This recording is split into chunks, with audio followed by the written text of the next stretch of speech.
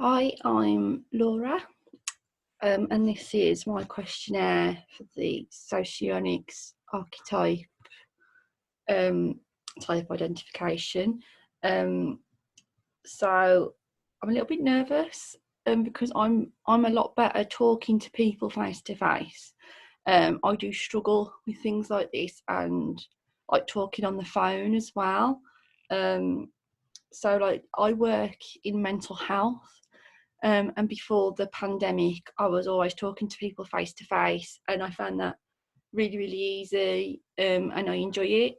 But now we have to talk over like video call or phone. And even though I've been doing that for the past like 3 or 4 months or something like that, I still find this whole thing, like, even though I've practiced it a lot, I feel a little bit strange and awkward. And I think it's also because I can see myself while I'm talking.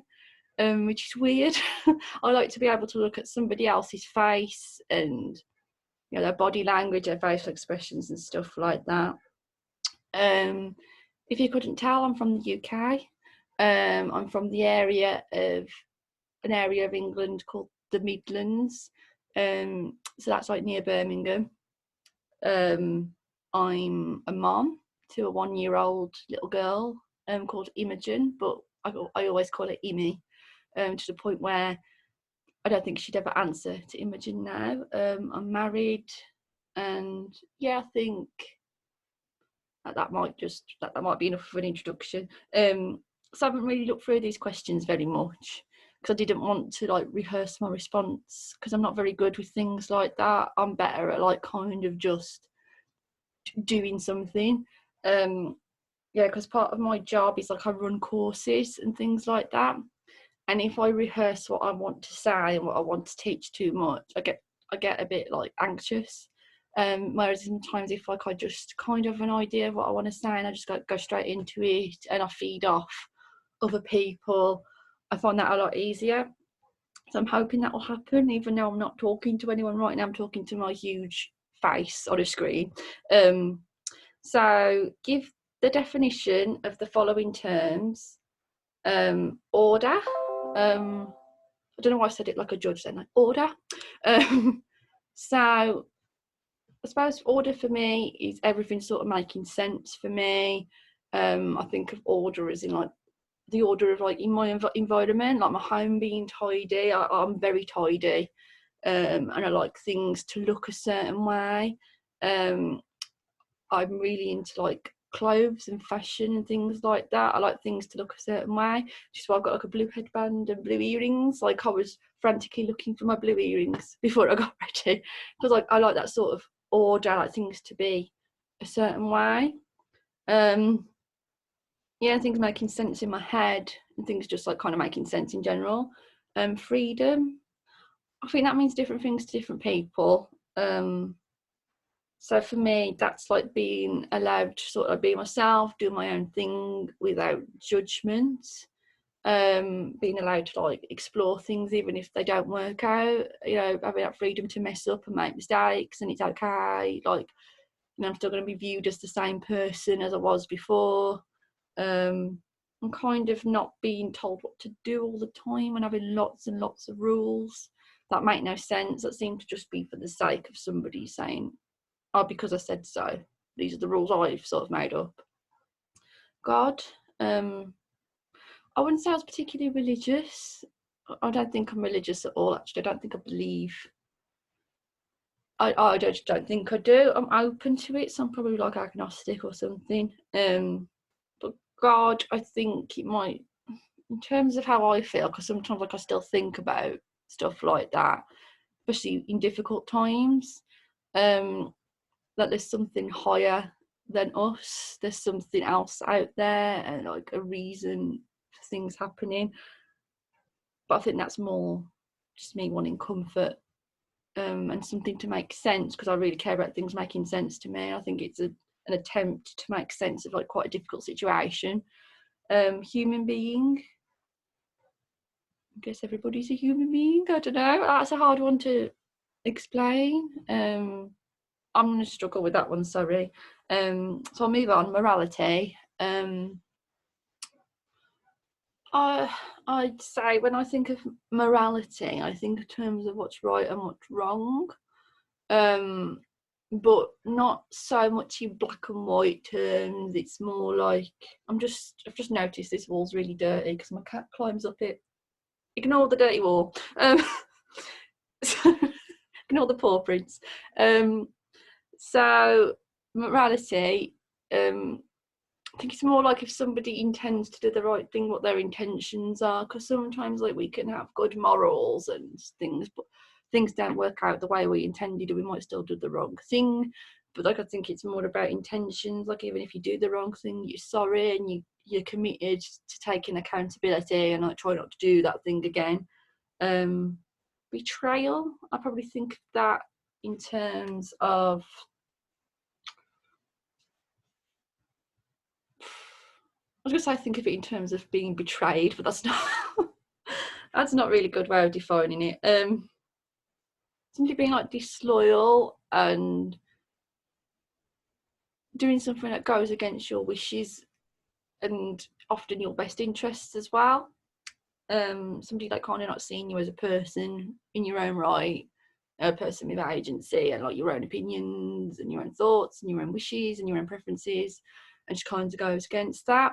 And that could be like a friend betraying you, or I don't know, I kind of think of it in terms of I've told somebody something and then they go and tell someone else.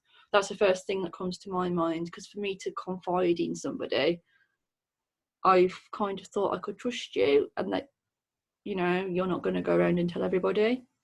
Work, well, I think of it in terms of like just going to work to earn money. Yeah. Boring person, me. I think I'm kind of boring. I don't know, I don't really want to call anyone a boring person, and I'm quite happy to call myself a boring person, but I think that all depends on what you find interesting. And I think I'm a pretty basic, ordinary sort of person who just does simple, ordinary things. So like I kind of think, oh, I'm boring. But anybody else who's like that, I don't tend to think are boring. Like I think for me to find someone boring, somebody's got to be like very dry and very,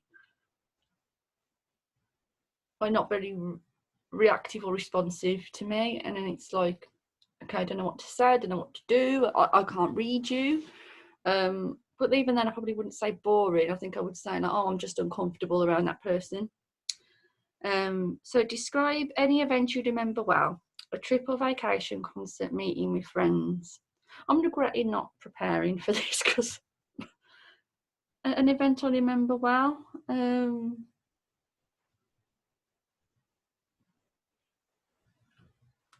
I guess something I remember really well is the day I found out I was pregnant.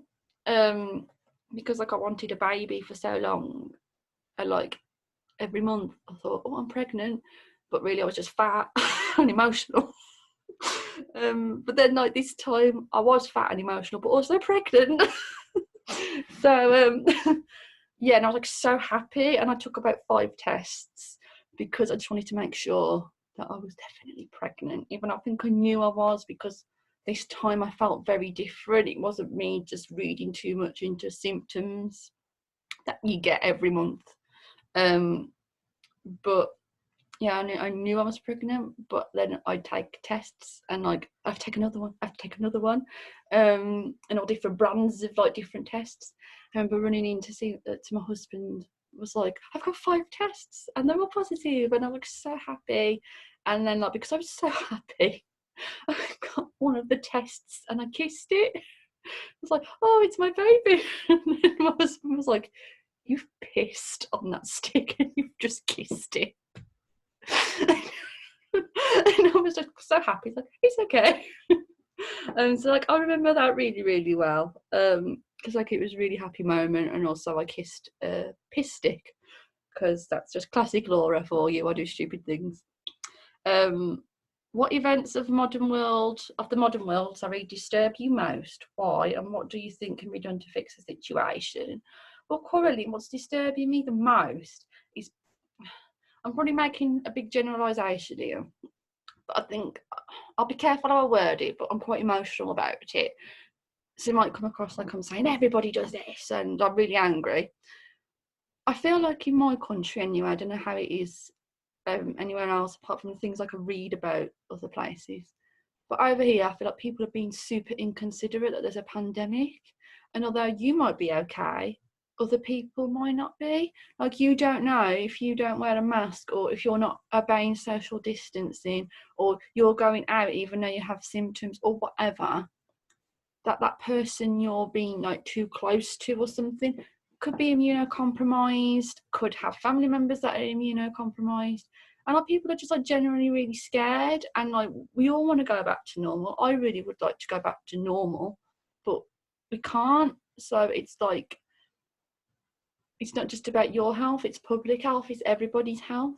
And what's disturbing me is that when I go and do the shopping, it's probably just me and maybe 2 other people who are wearing masks, and there's markers all over the floor in the supermarket and things like that about social distancing, and there's like one-way systems and stuff like that. And I feel like the minority are following that, and people just do not give a shit, and it makes me really angry. And I feel like this close to saying to people, can you move? You're too close to me, or you're too close to that person. You know, and like people are very abusive to supermarket staff, like especially in the beginning of the pandemic, people were like panic buying toilet roll, and I'm like, did you not wipe your ass before coronavirus? I don't understand. But people panic buying toilet roll, and then like they were panic buying baby formula and all this stuff, because that pissed me off anyway. I think that's really selfish and you don't need to do that. There's enough for everybody if you buy sensibly. But what would happen a lot is then, like, because the shelves were empty, people would blame supermarket staff and be abusive to staff and be threatening to staff. And then like the next couple of times I came to do the shopping, there was announcements over the tannoy that staff do not accept or condone abuse, and if you're abusive you're going to have to leave. And it just disturbed me that even had to be an announcement, that people will act in this way. And I understand people are scared. I was scared, you know. I've got a baby that I've wanted for so long, and I was like, oh God, what if she gets ill? My husband's vulnerable as well, you know. He's vulnerable. He's in the vulnerable category. So like, I was scared, and I understand that. And I understand when we're scared we do silly things or we act out to character, but this was just like another level. And I just found the whole thing really disturbing. And I find the way our government takes like quite a blasé approach, I feel, to public health at the moment. I feel like I can't trust them, and I feel like they don't care. And I just find the whole thing disturbing, that at a time where we could really show the good side of humanity and how caring people are, we decide to be very selfish. And so I think this pandemic, although it reveals the best in humanity, in a lot of ways it's revealed the worst, and I just find that really messed up. So what values do you think should be promoted in society? I think like being tolerant of people who are different. So I'm not like about thought policing. You can think whatever you think, even if you don't understand something or understand somebody's sexuality or gender or anything like that. You can think what you want, but then it's like, I don't think it's okay because, oh, I don't get it, or I can't relate to that, or I don't agree with it, or whatever. That you should be able to just act in whichever way you want. Now I'm all for free speech, but I think you should use your free speech responsibly.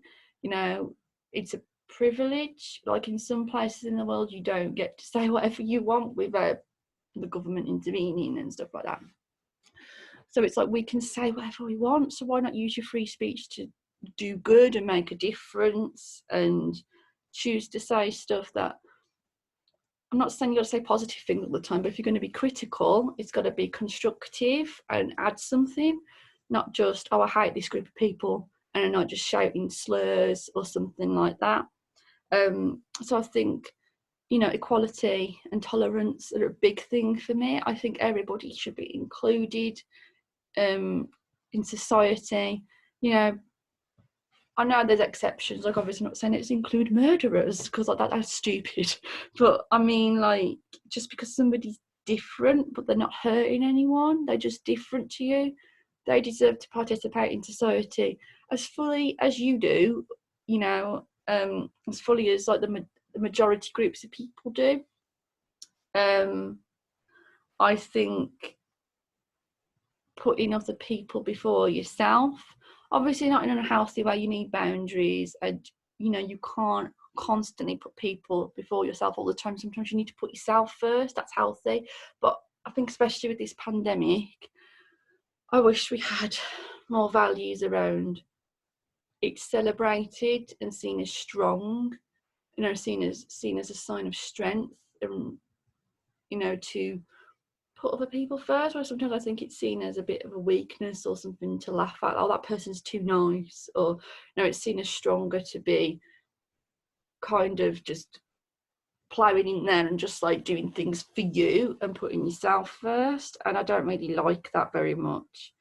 So I feel like I'm one of those people that are kind of laughed at, or oh, she'll learn sort of thing, because I am very much about just do good for people. Just it's fine. Like the other day I was driving past a cyclist and he fell, and then he was just lying on the floor, and I stopped my car and put my hazard lights on and got out of the car. I was like, are you okay? And he was like, yeah, I'm fine. I think I'm more than anything, he was embarrassed. And I was like, oh, if you're sure.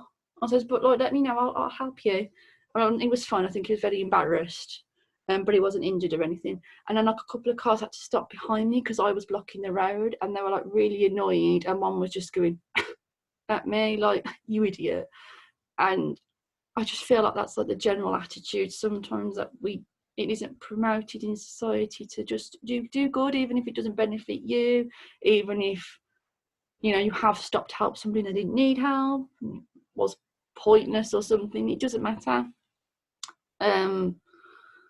So what trends in society of your country do you see? I'm not really sure. I see people becoming more tolerant, looking at future generations. Like my youngest sister's quite a bit younger than me. She's probably more Gen Z, so like she's in a different generation to me, I guess. And her generation seem a lot more tolerant, and that's quite hopeful. That fills me with hope.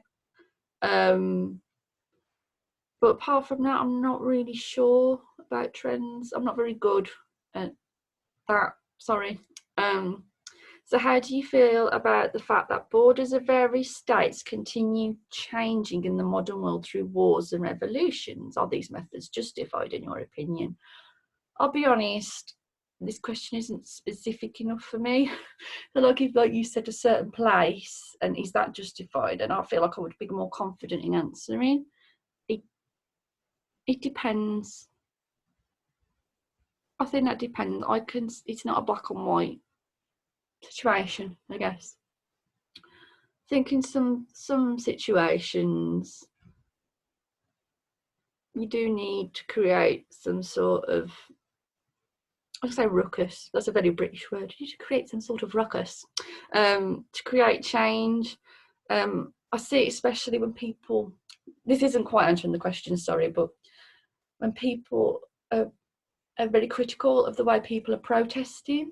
And it's like, peaceful protests are lovely, and in an ideal world we could just like talk it out and everybody would be fine. But I can see why realistically you have to cause a scene and you have to cause controversy, because unfortunately sometimes people don't pay attention unless you do that. And when people do things that in an ideal world aren't right, like wars or riots or something like that, I see it as those people have probably been pushed to that because people weren't listening, and this is like a last resort. I know that isn't applicable to every situation. In some situations that's not, people have just done that. So sometimes, yeah, I say it's justified. In other situations, like, no, it's not. So do you have an inner circle of people? No. I have people I'm probably close to. How is it formed? What kind of people get into your circle? I hate that. I hate that so much. It reminds me of school. And when I'm around people that are like, I've got their little inner circle and I'm not allowed to be in it, I could punch them in the face. It's like, how old are you? You're like 35, Sharon. Calm down. You're not 13 anymore. It's pathetic. I understand that you kind of have to disqualify certain people from being your friend for your own emotional safety and stuff like. Some people aren't decent people, or you know, that person might be nice to you but isn't nice to your friend, or isn't nice to. I understand that. I understand there's exceptions, but when I'm very friendly and I treat everybody the same unless they give me a reason not to, then I will just distance myself from them. So when people are like, oh, you can't sit with us, like in Mean Girls or something, fuck off. Quite frankly, I hate that. I think it's a form of bullying. It's fine to be selective and it's fine to protect yourself. It's not fine to exclude people for stupid reasons, like, oh, they have a different accent, or they're poorer than me, or that the clothes they're wearing, or oh, I don't know them, or so, shut up. I know I'm mates with everybody. I'll be mates with anybody as long as you're nice and as long as we can have a laugh, and as long as you're not like a horrible bigoted person or something. We can be friends. It's cool. Have you ever had real friends? Harsh. Have you even had friends? Have you ever had real friends? Tell us about them. What kind of person could you call a real friend? I have real friends, thank you. Yeah, I've got friends. So I could be friends with anybody, pretty much. But like people who are closer to me, it's normally because we've got something in common. Like I'm particularly close to somebody who is also a mom, and we've both experienced like postnatal depression and stuff like that, and we chat regularly, and I think that common experience ties us together, not just of depression and stuff, but of being a mom. And I mean, I've got friends, most of my friends aren't moms, but we tend to be friends because I can be myself around them, they can be myself around me, we have the same sort of sense of humour, you know, we get along. I mean, I haven't got a strict criteria for friends. Like, if you're like racist or something, yeah, you're not my friend, bye. But, you know, if you're just like a little bit annoying or we haven't got a lot in common, I don't mind, as long as like you're nice and we can connect in some way. It's cool, it's fine. But yeah, a lot of my friends, it's like we've been through stuff together, like I've supported them, they've supported me. We've known each other for a while. Like they think of me, I think of them. Like we do thoughtful things for each other. Yeah, stuff like that. Briefly tell us about your outlook on your your personal philosophy. Sorry. Where did it come from, and how has it been formed? What has been changed in it over the past 10 years? Oh, make me remember. Oh God, I don't even know what I did yesterday. Briefly tell us about your outlook on your personal philosophy. This is a hard one because I'm worried. I'm really self-conscious. I'm going to sound stupid because I don't think I'm a particularly smart person. And like I think I'm imagining other people answer this question, and my personal philosophy is, and it's like really deep. And then there's me like, oh, I just think you should be nice to people, like really basic stuff. But my personal philosophy, I would guess. Oh God, I've lost the plot. There we go. I lost the question. Sorry. Okay, my personal philosophy is just kind of take every day as it comes. Don't look too far into the future. It's good to have an idea of the future, but I don't think having a really rigid, strict plan is ever good. for me personally, you can do whatever you want. If that's better for you and that's motivating for you, that's great. But I always felt the pressure to be that way when I was younger. And I found it very stifling. I felt claustrophobic. It really messed with my mental health. And my life didn't work out in the way I wanted it to. And that caused me great depression. It took me a while to get over. Sometimes I still think about that time and I could easily cry about it. Like it still stings, even though I've got it. That was probably like 10 years ago, actually. So this kind of answers the question. That's probably like about 10 years ago that happened. And since then, it's kind of like, I have a rough idea of what I'd like to do. But if it don't work out, it's fine, because I find it's a lot easier just to like take every day as it comes, or think in the near future. And as opportunities arise, and I feel like, oh yeah, I want to do that, I give it a go. Yeah, my personal philosophy is probably that, and it makes me a lot happier. Because I'm happier, I feel like I'm a better friend, a better wife, a better mom. It's especially helped me as a mom, because I think as a mom you can easily worry too much about the future, especially your kids' future. And every time I find myself worrying about, oh, when she's of school age, will she get bullied? No. It's like, okay, that's ages away, and we'll cross that bridge when we come to it. She's only 1 year old at the moment, sort of thing. And it's better for me to think about now, and in terms of, I'm going to teach her to be confident in herself, and how to regulate her emotions, and if people say mean things to her, how to kind of deal with that. That's what I can do now. And me thinking too much about when she's 4 or 5 and goes to school and somebody says something mean to her, oh my God, what am I going to do? It's like, well, I can do something now in preparation, I guess, without thinking and worrying too much about the future. I don't know if that's answered the question. Sorry. In your opinion, what is the key to successful performance? If it is A, a scientific report, or B, a performance by a musician. A successful scientific report, I think if it's not particularly biased, like sometimes you can read stuff, like I read a lot about like child development and probably more like the psychology side of things, especially in terms of kids, and like I read stuff about mental health a lot, because I write about these topics as well. I write in my spare time for different websites and stuff, and I like to use sources to back up my points, just so it's not me just saying, oh, this is my opinion. No. It's like, yeah, this is my opinion, but it's also backed up by a source, and this is a source that kind of just is against my opinion, like, so like it's balanced and interesting. So once I read, sometimes it's very clear that person wanted this certain outcome of that experiment, and it's very biased.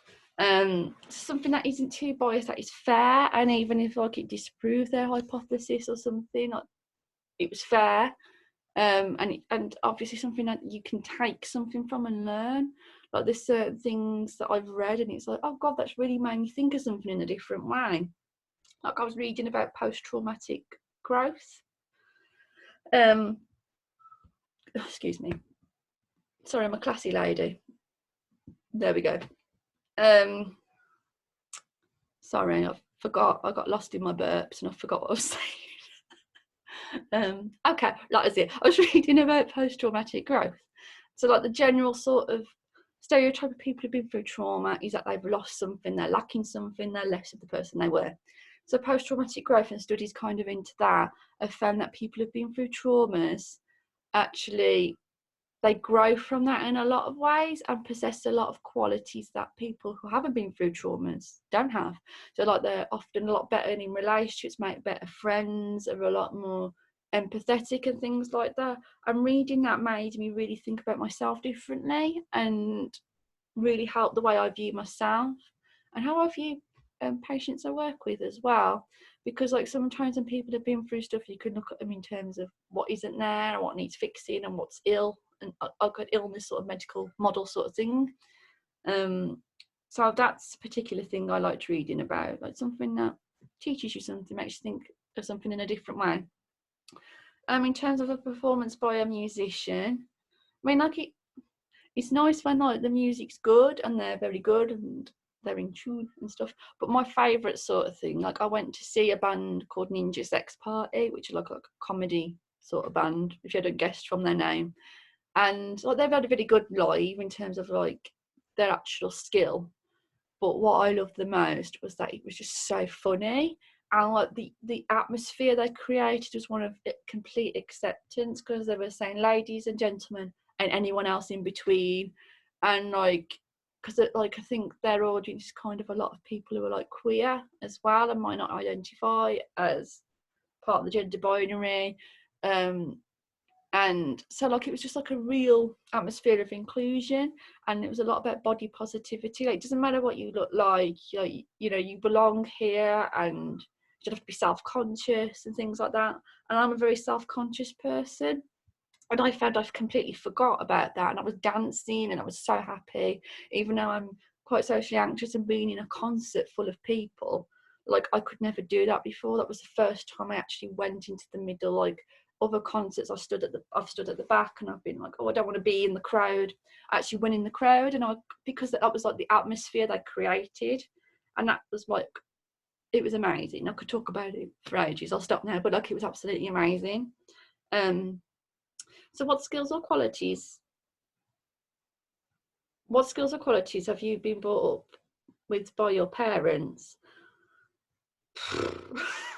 What are the most important skills or qualities are necessary for children in your opinion? Okay, my parents were shit. I had horrible parents. So this is a hard question to answer, because I think they didn't really teach me how to be, but they taught me how not to be. And now very much influences the way I raise my daughter. So I try to be a very caring mom, and even if I'm going through a hard time, or if I'm in a bad mood and I accidentally snap or something, I will always apologise. Even though she's 1 and she doesn't speak yet, probably doesn't know what I'm saying, I feel like, you know what, she's a very perceptive person. Kids are very perceptive. We shouldn't patronise them, even if they're not of an age where they understand what you're saying. They can understand the tone, they pick up on so many things. I'll say sorry, and that's not your fault, that's mommy's fault. Mommy was stressed and mommy shouldn't take it out on you. You know, which I don't do often, to be fair, but you know, my family were very, very shouty, aggressive people, and like they'd go crazy at you for no reason, in a very inappropriate way. There's a lot of swearing and things like that, which I don't think you should swear at kids. And if you cried or anything, then it was your fault. That was your fault. Or like if you like didn't want to be shouted at because you're like, I was just sitting here watching TV and now you're screaming at me. You know, there was a lot of, they could react however they wanted, but you're not allowed to react in a normal way, in a natural way. Like, you know, obviously nobody wants to be shouted at, but you're not allowed to show that you don't like that. So with my daughter, even if she displays behaviours that are probably deemed by a lot of strict old school parents as, oh no, you shouldn't be like that, you know, you should respect your parents at all costs. Like if she like is moody or something like that, I'm like, no, that's naughty, you're not allowed to show your feelings. It's like I let her have a tantrum and show her feelings. I'm trying to help her kind of work through that. So she's working through it in a healthy way, not bottling it up, or feels like, oh, I can't show that I'm upset or angry in front of my mum because I'm frightened of her, that she'll punish me. I want her to think, okay, I'm really upset and angry, I want to tell my mum, or I'm in trouble, or I've done something wrong. I don't want her to think I'm scared of my mum hitting me, I'm scared of my mum shouting at me. I want her first thought to be, I need to tell my mum, and I know my mum's not going to be happy, but she can help me, sort of thing. I think teaching kids to be able to regulate their emotions, teaching them empathy, teaching them that they are a person in their own right, and it doesn't matter whether my daughter is similar to me or not. Like my parents are always quite disappointed in me because I had interests and dreams and stuff that they didn't approve of, and they kind of like made me feel like a joke. And if my daughter's really into stuff that I don't understand or not, I'm not into myself, that's fine, because it's her life, it's not my life. And I think it's really important that if she was like really into a certain sport or a certain thing, to really support that and get her into like a group or something, or research that topic with her. Even if it turns out to be a phase, it doesn't matter. I want her to be able to just like be interested in whatever she's interested in. Yes, I think those are the main ones. I could talk about that at length, but I don't want to be boring and just talk about So that's all I ever talk about these days is my little girl all the time. And I know not everybody's interested in kids and stuff. So if you were in an unfriendly group, what would your reaction, what would be your reaction and your actions? What do you think may be the reason for this attitude towards you? Oh God, this question hurts, because I can't stand that sort of environment. When I'm in an unfriendly group, if I've tried a couple of times to be nice and like I'll smile or, you know, pay someone a compliment or try and crack a joke, and if they're just like full on ignoring me, I feel so anxious and my whole body just feels like, oh, like I find it so hard, and I blame myself a lot. And especially when I was younger, I'd go home and cry to myself and be like, no one likes me, and I shouldn't have said this and I shouldn't have said that, and they think I'm stupid, and like I would like get very upset about people not liking me. I'm a lot better now, I'm getting older, but it's still like, it still hurts when it's like, I didn't do anything and you've just decided that you hate me. when I can't do anything to get them to like me. I know that sounds manipulative, and it kind of is, but I think it's in terms of I just want people to like me, I want people to be nice to me, even if we don't end up being friends. Can you just like at least say hi back when I say hi? Because it's awkward to go hi and then you all just ignore me, sort of thing. Yeah, what do you have? Sorry, I've lost the question again. Hang on. What do you think may be the reason for this attitude towards you? I think sometimes people kind of judge me as, oh God, she's annoying, because I come in and I'm like, hi, la la la la la, like I'm like really happy, and I think some people are like, oh God, and don't like that, might perhaps take me the wrong way and think, oh God, is she like a positive vibes only person? And I do have a lot of people judge me because my accent is very different.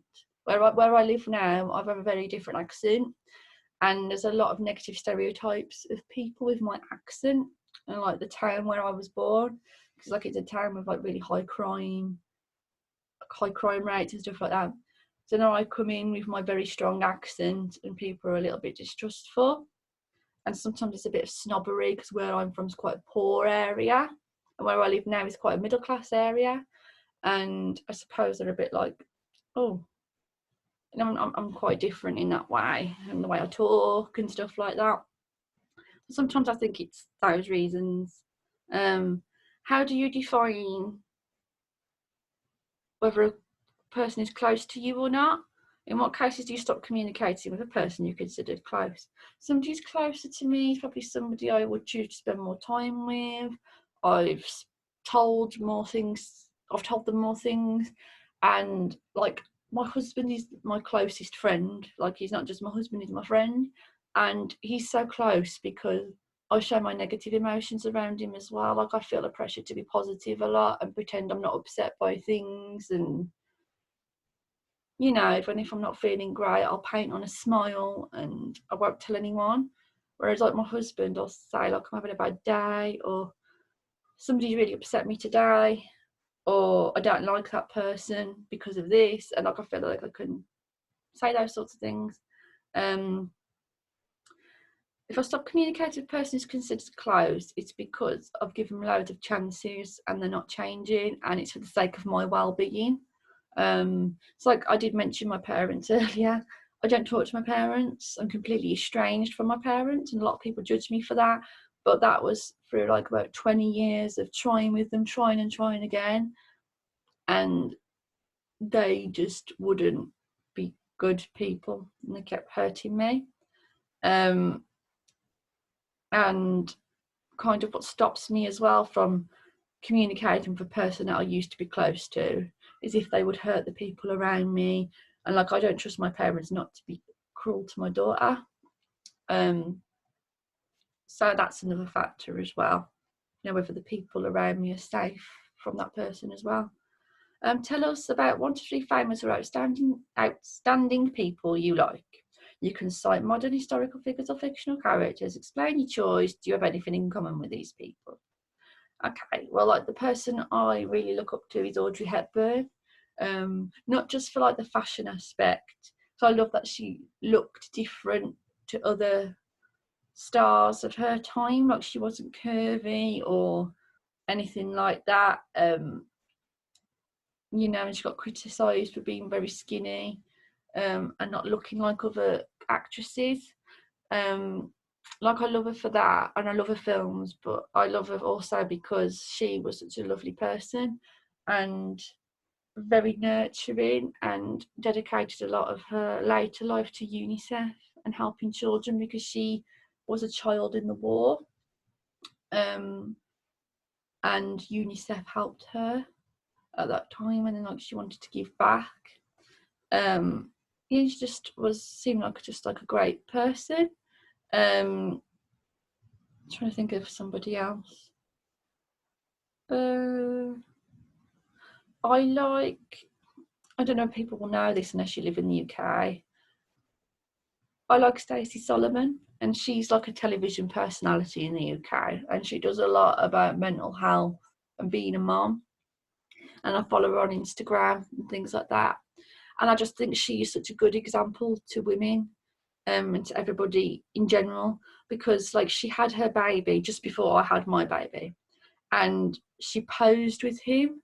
She was in a bikini on the beach, and she posed with him, and she got like her postpartum tummy out, and it was like, it looked like the tummy you would have when you've just had a baby, and she didn't care.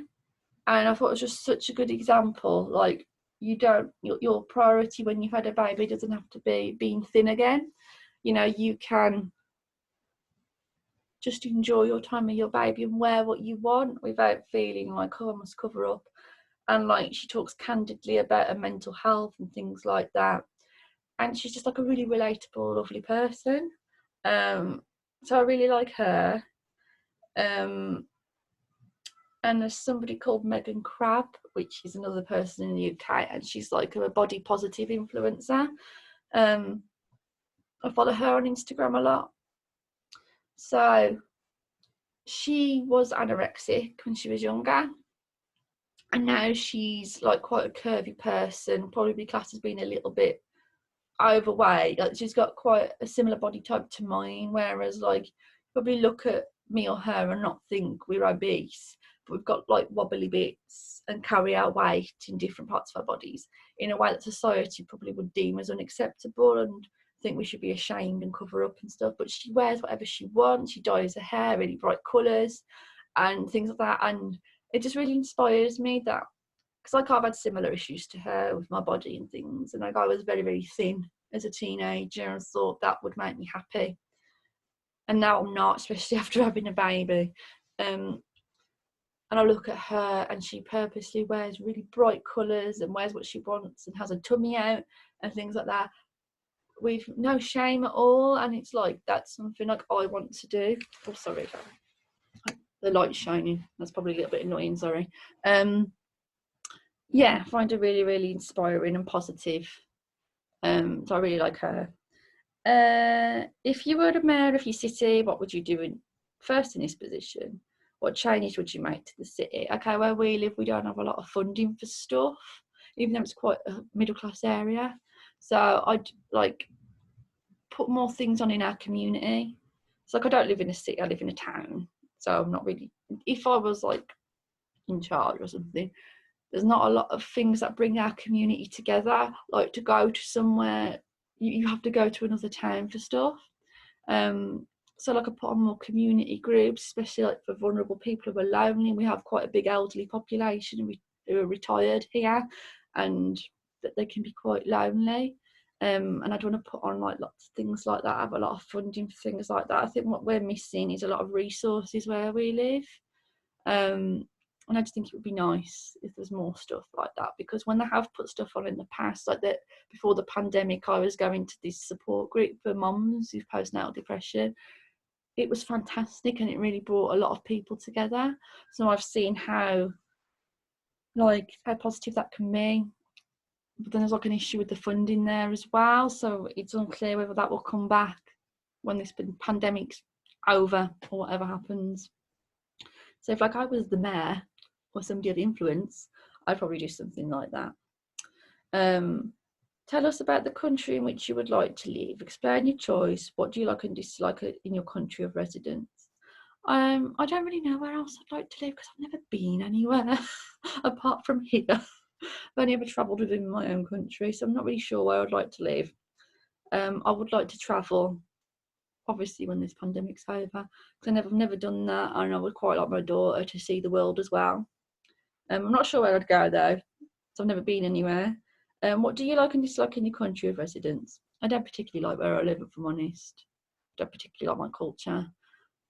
I don't like the whole British stiff upper lip stuff and how individualist this culture is, because it can easily make people quite selfish. Sorry to be so negative, but I do struggle in this culture sometimes anyway. And like, British people are quite reserved, and although I'm not a massive personality, I can be quite shy and stuff.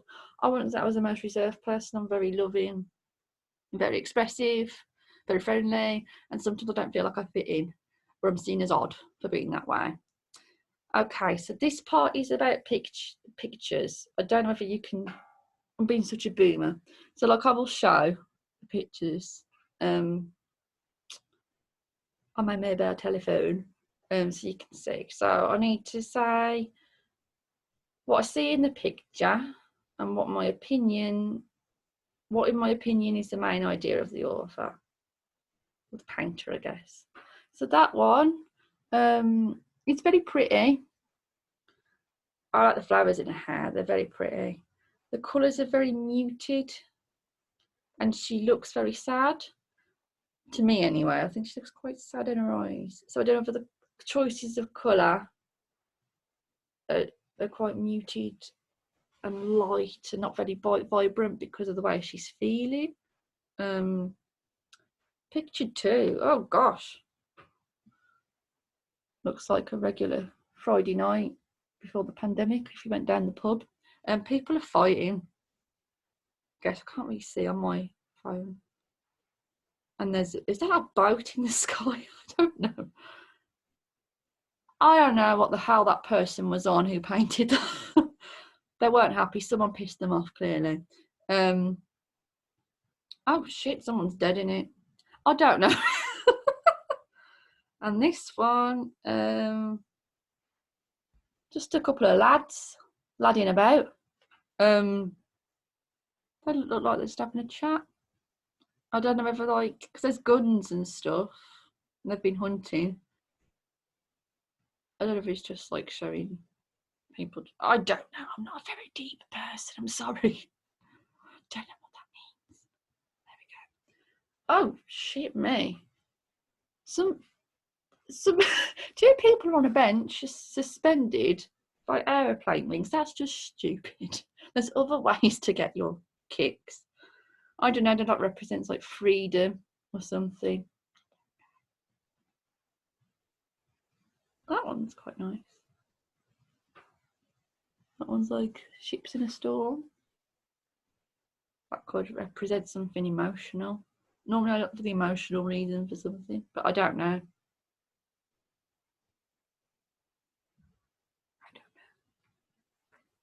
Oh, creepy. It's like a monster thing or whatever going down some stairs.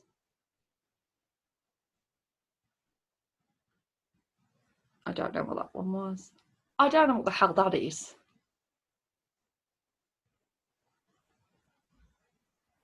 Oh, that one. It looks sad. I don't know if you can see. I'm being such a boomer. Can you see the picture on the internet on my phone? Yeah, it just looks sad and worried, and I think like it's all in dark. You can only kind of see his face and his hand. I don't know if that's because he feels like he's in darkness, like much like you do when like you're really sad and depressed. Some people just having a good time. I don't know what that represents. Oh, creepy ravens. I don't know what that means. Oh, that one's pretty. Just 3 chicks chicking around, looking pretty. No idea what that means. Oh, that one's interesting. So that one's like, you can't see. I don't know why I'm doing this. So that there's a ladder on the bottoms, and the top looks like it's flipped, like the waters at the seas at the top. and underneath it's land and a sky. Don't know if that's because like things aren't always what they seem, like things are deeper than what they seem because it's in the sea and the sea is deep, I guess. Not like me, I'm not particularly deep, hence the way I'm describing these photos. That's pretty. He looks sad. Somebody looking out the window. It's hard because you can't really see. I don't know what that one means. I recognise the last one because I cannot remember his name. He's a Polish artist. I don't think you can see that either. I'll stop showing the phone like an idiot. So yeah, I've got a book of his art, and normally I don't like dark, scary things, and I've read about him, and I don't think he painted stuff and it had any particular meaning for him. He just painted it.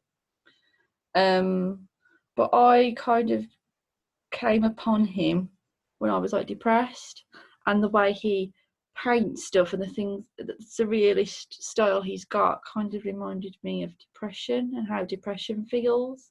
So that is quite a lot of personal significance, and I've got his book. Well, I've got a book with lots of his paintings in, because I liked him so much. So although that's not really the style I'm into like quite aesthetically pleasing stuff that looks pretty. Or my favourite art movement is surrealism, but I tend to like Frida Kahlo sort of stuff, like stuff that's got a very emotional significance and makes me feel something. I tend to like those. But I think I liked his paintings because it kind of meant something to me at that time. Okay, so that's it. That's me. Yeah, I hope that was enough to go by, and I hope that was okay. So yeah, thank you very much. Bye.